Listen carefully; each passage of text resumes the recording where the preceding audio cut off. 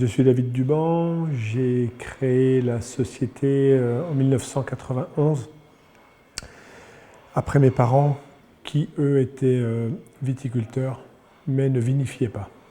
Donc voilà, j'ai commencé à faire 3 cuvées de Nuits Saint-Georges et 2 Nuits Saint-Georges premier cru en 1991, de plus en plus. Et ensuite en 1995, mes parents ont pris leur retraite, j'ai repris tout le domaine d'environ 18 hectares. Et voilà, on a continué d'avoir plus de vignes encore sur la côte. Et maintenant, on a 25 hectares en exploitation.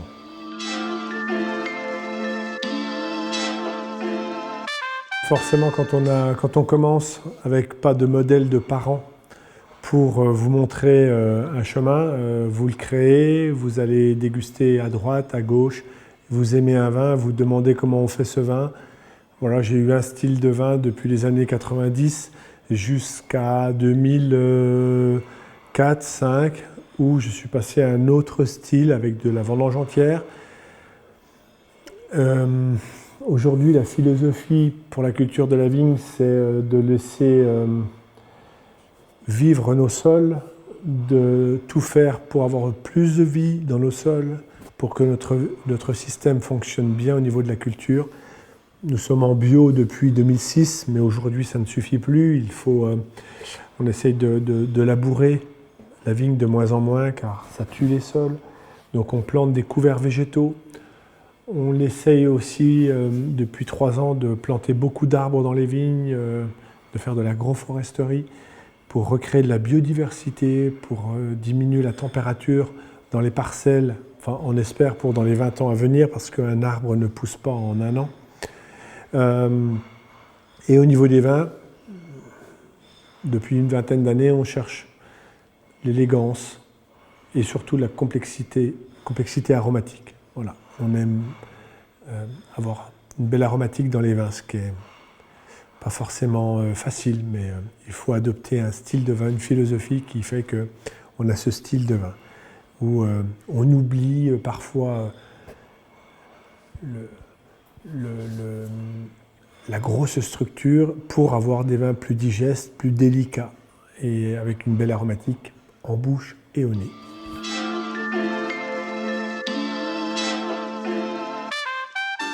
En fait, mes parents étaient en cave coopérative et ils louaient des vignes sur Nuits Saint-Georges. Un propriétaire de vigne en 91 a voulu vendre la parcelle et la personne qui rachetait a voulu qu'on se partage la récolte. C'est la location, ce qu'on appelle le métayage. On faisait moitié-moitié. Il voulait recevoir ses bouteilles avec son étiquette, son nom, et commercialiser ses bouteilles de son côté. Mon père lui a dit « Ok, mais ça viendra de la coopérative ». Il n'a pas voulu. Donc moi j'ai commencé à faire du vin pour ce monsieur-là et pour moi. Et ensuite, en 1995, j'ai absolument tout vinifié pour pouvoir récupérer le domaine de mes parents et puis voilà, après commercialiser en bouteille et faire ce qu'on fait maintenant.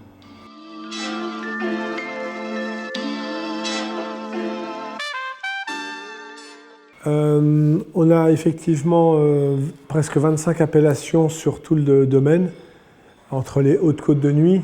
Les Hautes-Côtes de Nuits sont des vins de mieux en mieux depuis 20 ans grâce au réchauffement climatique.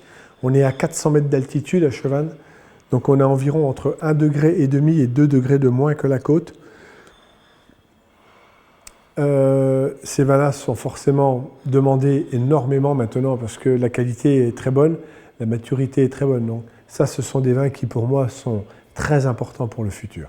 C'est vraiment notre cheval de bataille sur le domaine et on veut s'agrandir sur les Hautes-Côtes de Nuits parce que c'est super terroir avec beaucoup de minéralité, de complexité. Sur la côte, on a beaucoup de Nuits Saint-Georges qui sont des vins bien sûr dans la minéralité. Le calcaire de Nuits Saint-Georges est très dur et donc les racines en descendant extraient beaucoup de minéralité. Donc on a des vins qui sont très droits, très frais et c'est encore une très bonne opportunité pour le futur climat qui s'annonce. Toujours beaucoup de fraîcheur dans ces vins-là. Et ensuite, tout ce qu'on a sur Chambolle, Morée, Gevrey, on va dire qu'on a la chance aussi d'avoir 5 grands crus qui sont des terroirs magiques dans l'ensemble. C'est incroyable de voir au vieillissement, ou même des fois sur des très jeunes vins. C'est vinifié pareil, et dès qu'on arrive sur les grands crus, on a une dimension incroyable. Et au vieillissement, ce sont des terroirs magiques. Mais ce qu'on essaye toujours sur le domaine, c'est de garder de l'élégance dans tous les vins. On ne veut pas impressionner le consommateur avec une fausse extraction ou des choses qui viennent se rajouter au vin. On veut vraiment essayer de mettre en avant le travail qu'on fait dans la vigne pour essayer d'avoir les meilleures grappes possibles. Et ça se fait naturellement en 11-12 jours de cuvaison pendant les fermentations. Et on veut vraiment essayer de travailler la fraîcheur des vins et la complexité aromatique. Voilà comment on qualifie tous nos vins et on essaye de respecter effectivement tous les terroirs de chaque village.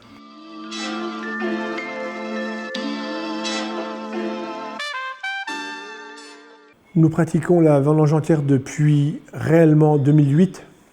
On a fait des essais en 2006-2007. Depuis 2008, nous faisons la même chose que maintenant. On fait 60% de vendange entière sur les villages et les régionales, 75% pour les premiers crus et 90% pour les grands crus. C'est une quantité qu'on pourrait augmenter, diminuer, oui. Peut-être le client ne sentirait pas la différence.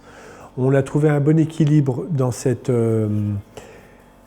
proportions. On ne change pas en fonction du millésime parce que nous ne croyons pas au problème de maturité de la rafle en fonction des années. La rafle est toujours quelque chose qui n'est pas bon à manger, mais qui, si on lèche la rafle pendant des heures, il n'y a rien qui sort.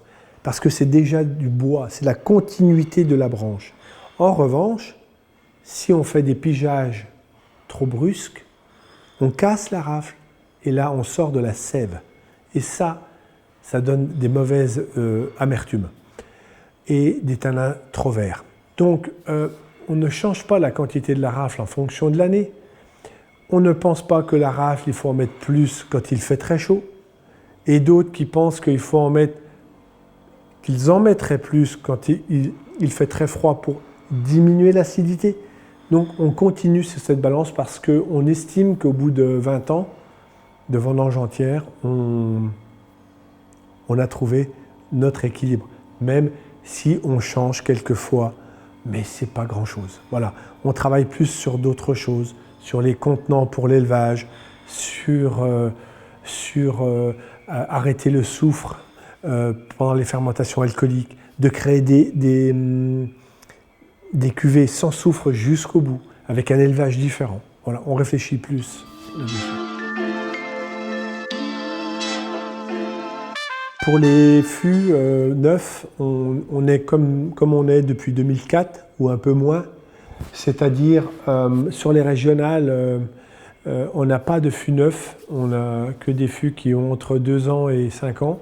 Sur les régionales, mais Haute-Côte de Nuit, Louis-Auguste, notre cuvée, c'est entre 15 et 20% de fûts neufs. Pour notre cuvée Sélénie, sans soufre, c'est 100% des foudres de 25 hectolitres Stockinger. Et pour tous les autres vins, village, premier cru, grand cru, c'est entre 25% et 35% de fûts neufs avec des chauffes très légères depuis 20 ans. Donc voilà, on ne diminue pas, on ne augmente pas et on essaye juste de trouver des fûts neufs qui correspondent à nos vins en faisant une dégustation de fûts neufs tous les ans depuis 20 ans, à l'aveugle, avec les tonneliers, et en disant ça c'est bien, ça c'est pas bien, sans savoir qui c'est. Et chaque tonnelier repart chez lui et dit « Ah, il faut que je corrige ça » ou « ça c'est bien, on continue ».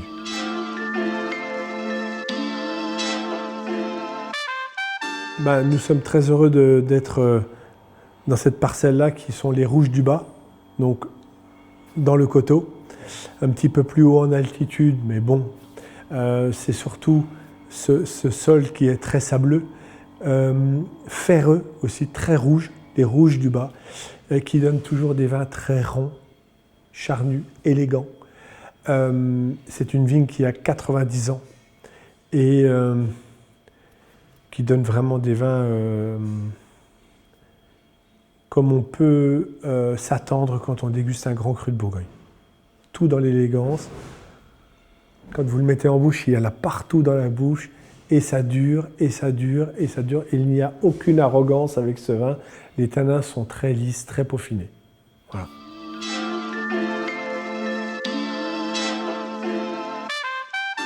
Donc depuis 2006, nous exploitons le domaine Truchot.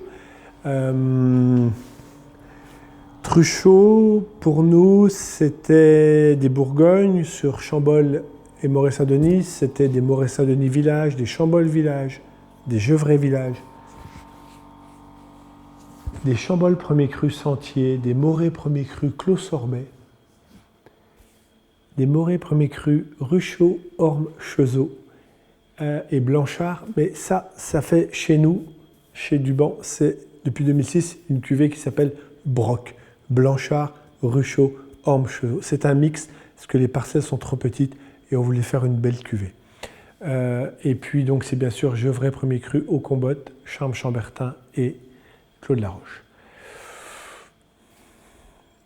Nous avons eu la chance de pouvoir racheter ce domaine et les parcelles sont constituées de vieilles vignes.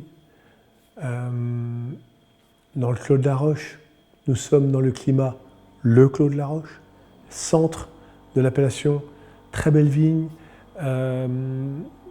Donc nous sommes très heureux de la qualité de tous ces vins-là parce que les terroirs, je pense que le terroir de Moret-Saint-Denis est magnifique. La génération de viticulteurs de mon âge à Moret-Saint-Denis a fait bondir l'appellation. Moi, quand j'ai commencé en 91, personne ne parlait de Moret-Saint-Denis. Aujourd'hui, c'est vraiment derrière les trois noms Chambolle, Vosne-Romanée, Gevrey et Moret-Saint-Denis. Et là, il y a des très grands domaines à Moret-Saint-Denis. Ils ont fait un énorme travail de qualité. Et nous sommes très fiers d'avoir ces appellations. Et en plus, Jackie Truchot avait vraiment des vieilles vignes, donc nous pouvons extraire le meilleur de chaque terroir.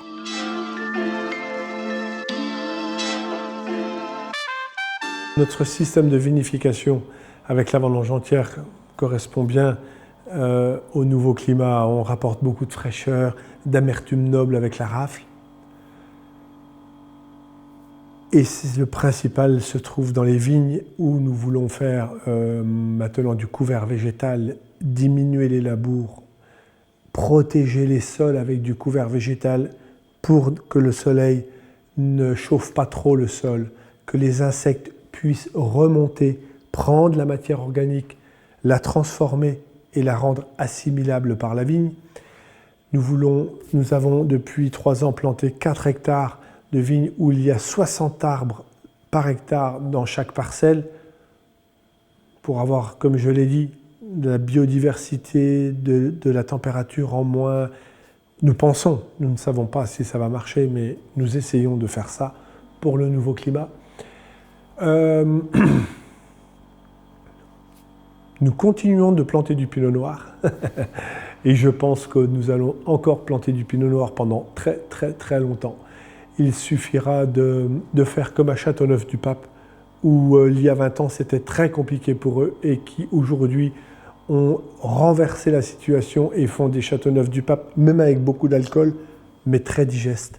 Et c'est ça, je pense, la clé pour rendre un vin, même s'il est un peu alcoolique, parce qu'on est obligé d'avoir de l'alcool pour avoir la maturité phénolique.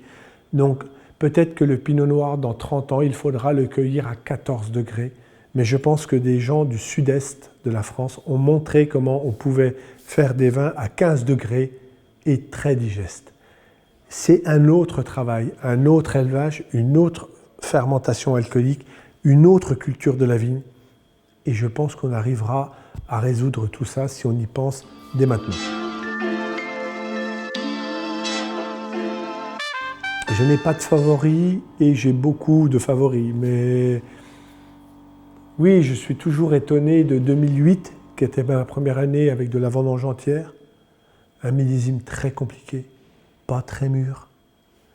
Et des gens, des connaisseurs de vin, collectionneurs sont venus déguster. J'ai ouvert un 2008 et ils sont venus et m'ont dit c'est vraiment 2008. Parce que 2008, c'est pas bon normalement.